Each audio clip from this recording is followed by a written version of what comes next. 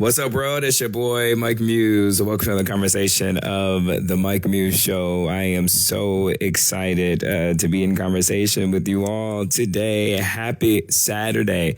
We made it to the weekend, folks. A couple of weeks left towards the end of the year. What a hectic year this has been. I feel like so much has happened this year. We deserved to get to the end. A rest and a break is near. Even if you can't take 2 weeks off, I hope that you all will be able to take at least a day or two off just to kind of reset before we turn right back around and go into the top of the year. I know I'm excited today because I am starting the day with a little bit of holiday cheer, folks. I am getting my Christmas tree today. I am so excited to put it up. I don't know. I love to get real Christmas trees. I know a lot of people like to do the artificial trees because you don't have to bother with the cleanup and the pine needles and the watering.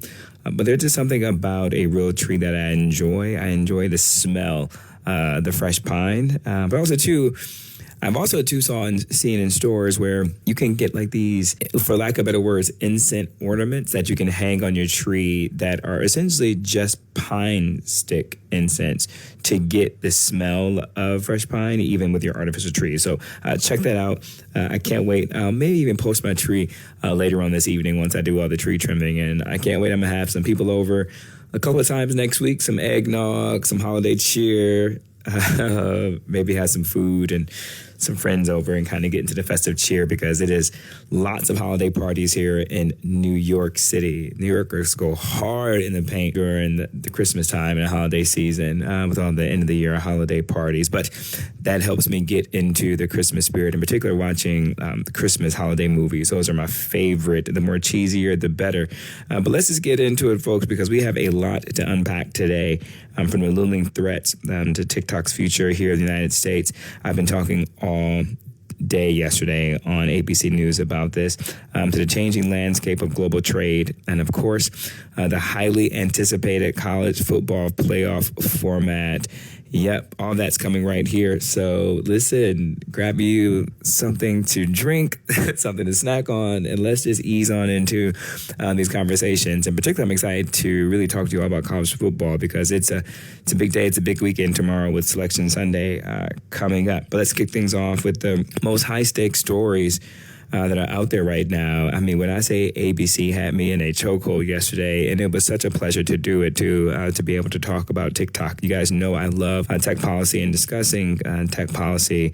And I wanted to make sure that, we have the chance to have this conversation because, my audience, have been warmed up to tech policy discourse. So this TikTok conversation and news that came yesterday should have come to no surprise for the listeners of the Mike Muse Show, in particular as the TikTok battles to stay alive in the U.S. After a legal setback. TikTok is one step closer, folks, to potentially being banned in the United States. Unless something drastic happens, and by drastic I mean on January 20th when President-elect Trump takes office, will he be able to put an executive order to stop the sale, or will he be able to instruct his Department of Justice not to enforce the sale, or will the Supreme Court step in and allow some time period to take place? But this app is owned by the Chinese tech company ByteDance. They lost its bids to overturn a new law in the courts just yesterday. Well, it got announced, and that the law is set to ban TikTok in the U.S. unless ByteDance sells the app to a non-Chinese company by January 19th. That's why I said January 20th. That's Inauguration Day. January 19th is a closing day. This deadline could have enormous consequences, not only for TikTok, but for tech companies and for all of you Americans out there who are listening that use it. And yes, that's you, because it's a total of 170 million U.S. users are on TikTok, in particular as we debate free speech across the globe. Now, I want to take a little bit of a step back here and understand exactly what's going on. The law signed earlier this year stems from a growing national security concerns surrounding TikTok. U.S. lawmakers and intelligence officers, they're arguing that Because ByteDance is based in China, and because China has strict laws that compel companies to cooperate with the government on matters of national security, TikTok could be used as a vehicle for the Chinese government to harvest sensitive data from American users. The government has saying their key concern here is data. Location, personal habits, and even behavioral data that can be used for anything from surveillance to propaganda. The fear that China could weaponize that information. But, I've been pushing back on that because of the fact of, I want to be very clear, it's not like that couldn't be happening. But it's also, too, nothing that we haven't seen with propaganda that has taken place and misinformation that has spread rampantly on Twitter, or X, formerly known as Twitter. Also, too, within Facebook. We've seen it happen with the Russian bots. Our adversaries are getting very sophisticated in terms of targeting ads, commentary. Also, too, what do we say about artificial intelligence? Artificial intelligence, for me, is one of the biggest concerns, too, as well, as they can manipulate images and photos as well. That has, nothing to do with TikTok. It's all-encompassing national security. And so as we begin to really figure out artificial intelligence, national security, and data, the idea that TikTok is being singled out, for me, is an indicator that, does the government and our elected officials really understand technology, right, and all the use cases of technology? And I've been saying that, they haven't even taken a look at big data policy and data privacy. That's been in the conversation for over 10 years as we've been talking about. Our Congress hasn't even done anything around any tech policy around artificial intelligence, where the European Union has already passed legislation around artificial intelligence within the EU. The United States haven't. Because I believe the United States felt the need to be proactive and to do something, they felt it much more easier to do it with TikTok because of TikTok's association with China. My thing is, will Americans be less or more safe with TikTok gone, right? It doesn't eliminate any of those other threats that I just highlighted, let alone the fact that, Temu and Shein, which are consumer good companies, they have access to our phone numbers, our street addresses, where we live, our consumer behavior patterns. It goes back to the behavioral patterns and dynamics that I just mentioned. They are Chinese-based companies too as well. So is the government banning the operations and blocking their website for being able to be used here in the United States? So I guess the idea is, as we cherry pick in order to make us more safe, are we still being held and to be vulnerable in these other areas? Because also, too, for those who are not up to speed, TikTok is no small player. This app, as I said before, has been used by over 170 million people alone in the United States. Creators on TikTok, these individuals have built a massive platform, turning the app into a cultural phenomenon.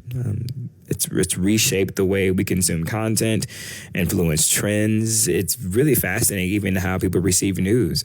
It's interesting, when they post videos of me on the ABC TikTok page, and as I travel around the country, people come up to me, and it's fascinating. They don't say they saw me on ABC. They say, I saw you on TikTok. And I'm just like, what? I have a TikTok account, but I don't use it much. But I'm always kind of thrown off. But that is how people are receiving their news. It's become a hub, not just for dance, but political discourse and art showcases and mental health advocacies and different PSAs. So it's become such a different use case than I think, the original founders of TikTok intended. But that's almost with any startup, in particular a tech startup. It can start out doing one thing, but then it can evolve into completely something else and something different, right? If you look at Facebook was started just for, college students at Harvard, if I'm not mistaken, to rate the hotness of the female students on campus. Now look at what Facebook is.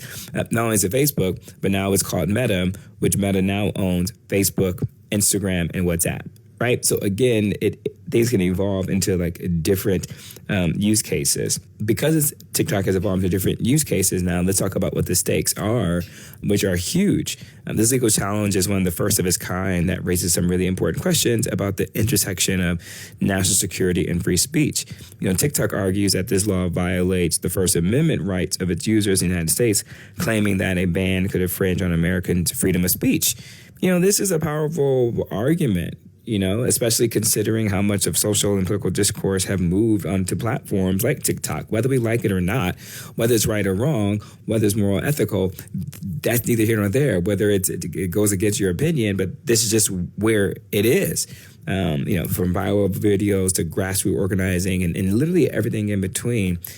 Social media now plays a huge role in how people communicate in the modern world, again, for good or bad. U.S. lawmakers who are adamant that this ban is necessary to protect American security and sovereignty, they're arguing that because of China's tight control over companies in its countries, there's a real risk that TikTok could be used to collect data on Americans. This could go far beyond just watching cat videos. It's about understanding how people think, where they go, what they buy, and perhaps even using information for surveillance or influence. This issue is also geopolitical as the U.S. and China engage in broader tech wars.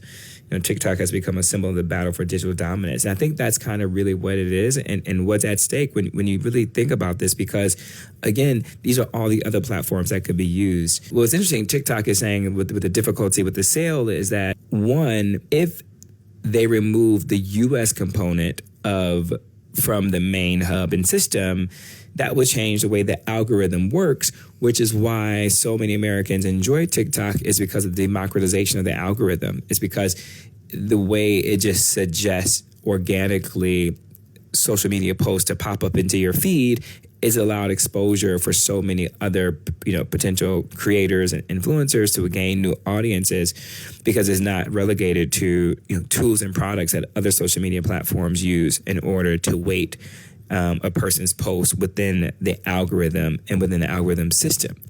So if you remove that, it changes the way that TikTok operates, and American users may not be interested in using that algorithm anymore, which then goes to the question of, right now, TikTok is valued at $200 billion. Will it still be worth $200 billion after that, right? In particular, if U.S. investors were to pay $200 billion, they're getting essentially a shell of what TikTok is, and will it even be worth their investments? So what does all this mean, for TikTok going forward, is that TikTok is doubling down, saying they will appeal this decision to the Supreme Court. They're hoping that the highest court will see this as an infringement on free speech and rule in their favor. But, let's not forget, the clock is ticking, folks. January 19th is just right around the corner. As I said, we only have a couple of weeks left of this month of December. And if the law goes into effect, there's no guarantee that TikTok will be able to continue operating in the United States, at least under its current ownership. The political dynamics of this case are also complicated. What happens, when President-elect, takes office, he has been very vocal in support of TikTok and saying that he wants to do something. But the question is, will there be enough time for him to do something, and how would that look like? As we wait and sit on the edge of this potential ban, we kind of have to ask ourselves, what is the long-term impacts of this case? Could this lead to more restrictive policies in foreign tech companies? And also, some things that I'm thinking about is, how will other countries like China respond? And if TikTok does get banned, how will this massive user base here in America react? I think that's going to be really interesting. The cultural and political ramifications are really big, folks. But I really want to add in two areas. One, you'll hear conversations around, you'll say, TikTok will say, China won't allow it to be sold, right? And so that would lead many Americans to think that it is a Chinese-run organization.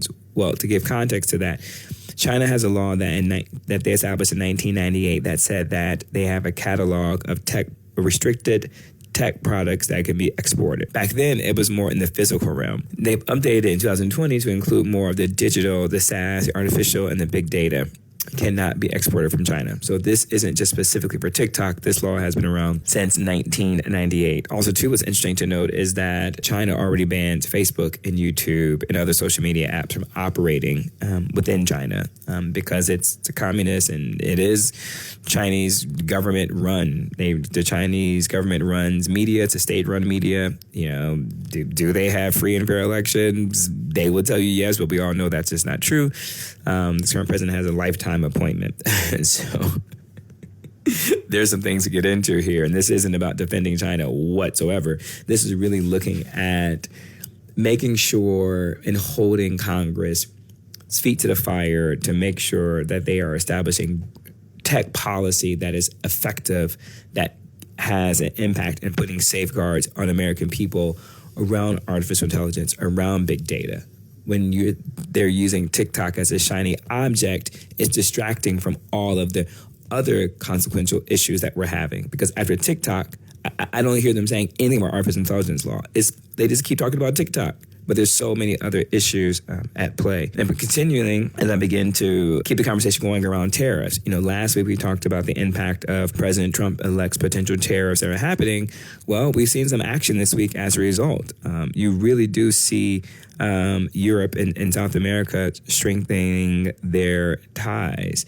The European Union has just wrapped up an historic trade agreement with 4 South American countries. Those countries are Argentina, Brazil, Paraguay, and Uruguay. That's set to establish one of the world's largest trade zones. This move comes as President Trump threatens to impose steep tariffs on imports that we talked about last week, particularly targeting the European Union and China. In this new climate of potential protectionism, American first, and assessing these tariffs, which was going to have an impact on the American consumer at the end of the day, Europe is looking to diversify its trade relationship. And this deal that they're established in their response is to an unpredictable future. With the European Union's biggest trade agreement ever, it's clear that Europe is trying to hedge against what could be a more fragmented global economy under Trump's second term. When I've been telling you guys that geopolitics is so key because of our global economy, we're all tied together. And when you begin to shift policies that are not strategic and sound, you begin to disrupt this system that's kind of been running. You can make things better, but essentially to antagonize the system, there's an impact and an effect, cause and effect, right? Physics, cause and effect, that could be happening in what is going on. This agreement is just not about trade. It's about strategic positioning on the global stage. As the U.S. moves towards economic isolationism, which is so dangerous, Europe is realizing its need to strengthen its alliances elsewhere. And South America offers a very unique opportunity, folks. These countries, particularly Brazil and Argentina, are rich in natural resources that are critical to Europe's green energy transition. Think lithium, nickel. These could prove to be a win-win for both regions. As Europe diversifies the energy supply and South America nations get access to European markets and investments, that's huge, folks. Of course, not everyone's on board. France, for example, was good. Ma Paris, France specifically, has been a vocal critic of the deal. French farmers are concerned that opening up European agriculture markets to cheap imports from South America could threaten their livelihood. They worry is that cheaper beef, soybeans, and other agricultural products could flood the market, potentially undercutting local farmers who operate under strict environmental and animal welfare standards. France is lobbying hard to block the deal, and the final vote in the European Parliament could become a battleground for these competing interests. As I mentioned to you last week as well, this had an impact on U.S. farmers when underneath Trump's first term, when he implemented these tariffs, it backfired on the farmers who were trying to sell soybeans over to Europe, and we had to offer a bailout in order to help protect them. And so these French farmers, they're recognizing the downside to this trade between the European Union and South American countries. And also, too, let's not forget the environmental aspect. Some critics of this agreement argue that the trade deal could exacerbate deforestation in the Amazon, and more land is cleared for agriculture to meet the growing demand for exports because, obviously, capitalism, folks. This raises ethical concerns about the environmental impact, and it could spark protests and opposition from environmental groups across Europe. Folks, this is a big balancing act between economic growth, environmental sustainability, and social justice will be key here. Just some things that, to think about as, we're going to go into next week and these conversations are going to become more robust. How and what does this mean for global trade? Things I'll be looking at this week too regarding this is the EU's agreement, with South America. It's a bold move, signaling a shift away from the United States as a dominant global trade partner. The question is, will it be enough to counterbalance the threat of tariffs, or will it end up being a bridge too far for some countries to accept, right? It's almost like, are you too bold with it? Are you too loud until it's going to backfire? But one thing that is not going to backfire, folks, is the college football Selection Sunday tomorrow. And I say that satirically because there's always controversy around the college selection football. I know there's lots of college football fans out there, so let me indulge you just for a second. And if you're not a college football expert, let me say this. You will be an expert by the next couple of minutes, because what I would like to do is just to lay out this weekend and how this is such a big weekend for college sports today with so many conference championships, and tomorrow with the Selection Sunday. Let's dive in just really quickly into the college football and the brand new 12-team playoff format. That's right, folks. We are officially in a new era of college football postseason play, and the 2024 season is going to look very different for the ones before. Even I am a little bit uncomfortable with it, folks, and it's not just because, Michigan, we're not in the top 12 of the playoff, the returning champs, but it's just going to look so different. But the most exciting change is that we're moving from the traditional 4-team playoff to a 12-team format. That's right, folks. 12 teams now have a shot at the national title, trying to take it from us. University of Michigan, go blue, baby. The top 4 teams will receive a first-round bye, and the remaining 8 teams will battle it out in the first round. And so what does that mean for the drama of college football? Well, folks, it means more games, more upsets, and higher stakes for teams that might have otherwise been left out of the conversation. And one good debate, is that good or bad, in particular for traditional teams like Michigan, think Alabama, think University of Miami. This new format is a game changer for many reasons, and not least, which is more inclusion of at-large bids. Under the old system, man, there were always controversies come Sundays about teams being left out of the playoff picture despite strong seasons. Thanks to the schedules, wins, losses, conference championships. And now we're going to see the 7 highest ranked non-champions get in through these at-large bids, meaning conferences like the SEC, Big Ten, and Big 12 would no longer have a monopoly on the top spots. As a Big Ten guy, I'm feeling some kind of way about that, folks. I'm feeling some kind of way. It's also getting interesting to see how the selection committee handles these at-large bids. Will the committee reward conference champions, or will they prioritize overall strength of schedule and performance? With more teams in the mix, the debate over who deserves a shot at the title is going to get even more heated, in particular between Miami and Alabama, where Miami is hovering at 13. Alabama took that 12th spot, as it is now with the AP polls. Coming into this weekend, the first round games will be hosted on the campuses, giving the higher-ranked teams home field advantage. Imagine the intensity of these games and having the home field advantage, just like we do in the NFL playoff system, giving teams the home field advantage. And that's adding a new level of excitement, and also 2 more games. But heck, also, too, if you're in the Midwest, that Big Ten, sitting out in those stands in the colder weather, it gets a little bit more challenging. But this expanded playoff format isn't just about who gets in. It's about changing the landscape of college football. In particular, I'm going to talk about the NIL next week, too, as well. That's having a huge impact on that. Teams will have more play, reasons to play for, and the fans will get a wide variety of matchups, which is going to be awesome for the college football sports. But with that said, folks, that is a lot to take in at one time.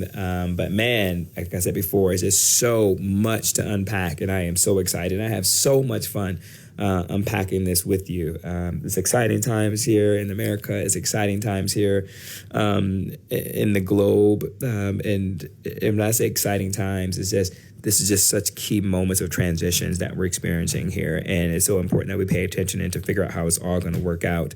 But with that being said, like I said before, I'm in a holiday cheer. I'm in a holiday mood, and I am here to talk about cheesy holiday movies, and I mean cheesy in the best sense.